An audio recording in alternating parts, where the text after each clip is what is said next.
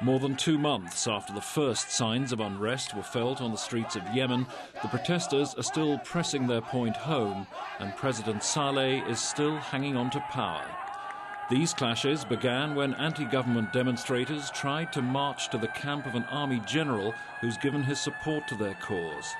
The day after a similar attack in the south of the country, tribesmen loyal to the president fired on unarmed protesters. When they attacked us, they started shooting bullets and stoned us when we were in a peaceful march. And these are the bullets.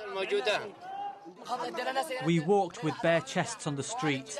Men from the ruling party riding a modern car fired bullets on us, and troops drove them.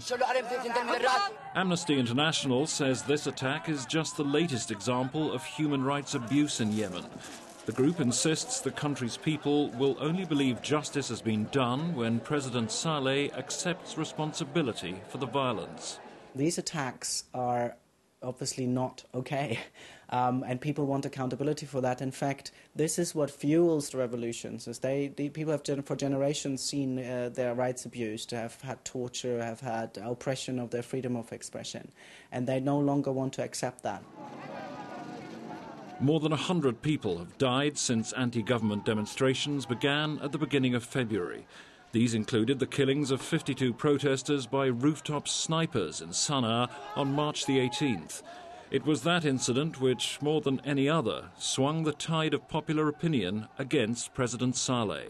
The GCC, the body which represents the Arab Gulf states, has invited Yemen's government and opposition to talks in Saudi Arabia in an attempt to negotiate an end to the crisis. And the United States is pressing Saleh to talk to his opponents. But he's standing firm for now. After 32 years in power, perhaps he thinks he has nothing to lose. Mark Smith, Sky News.